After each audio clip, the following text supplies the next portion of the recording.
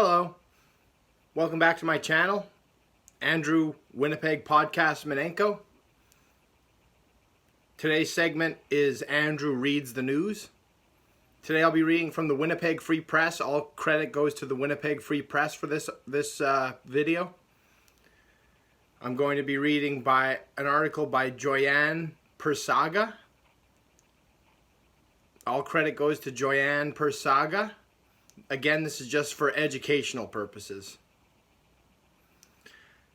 City fends off bleak budget. Joyanne Persaga. The city of Winnipeg now believes its budget would have fallen $92 million short in 2020 had ample federal support and cost-cutting measures not filled the gap. Thanks to those major changes, the city now expects a deficit of $400,000 for last year's tax-supported operating budget based on figures up to November 30th, 2020. When all city departments are considered, the financial projection is even better, with an overall operating surplus of $26.1 million expected. There are two main reasons that we are ending the year in an overall surplus across all city departments of $26.1 million.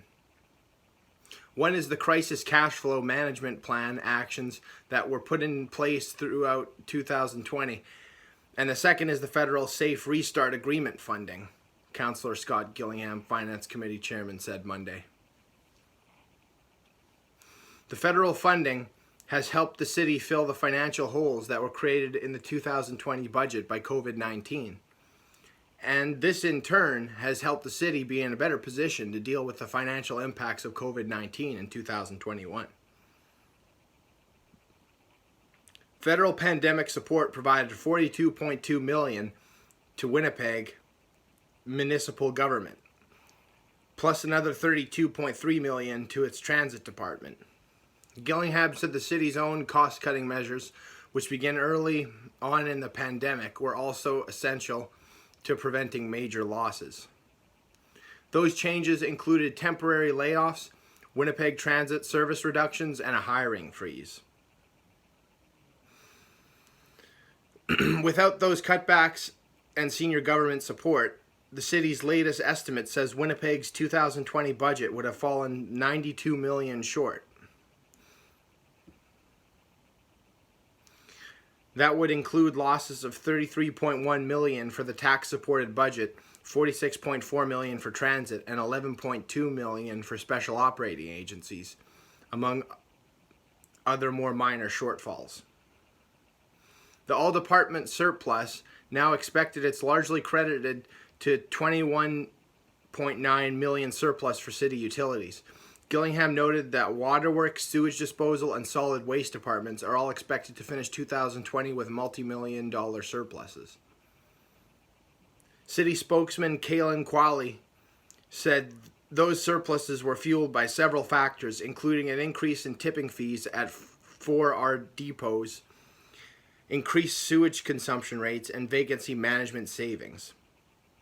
Meanwhile, transit now looks set to finish the year with a $3.3 million surplus after federal funds more than erased its previously expected $28.7 million shortfall. Transit is expected to use the extra funds to offset future losses as the pandemic continues to affect ridership.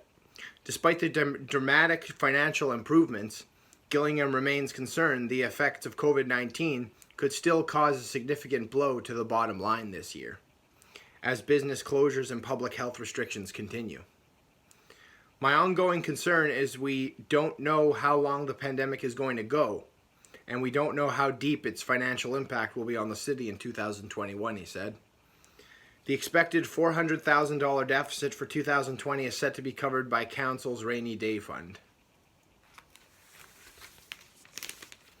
Joyanne Persaga at freepress.mb.ca, Twitter handle at Joyanne_Persaga.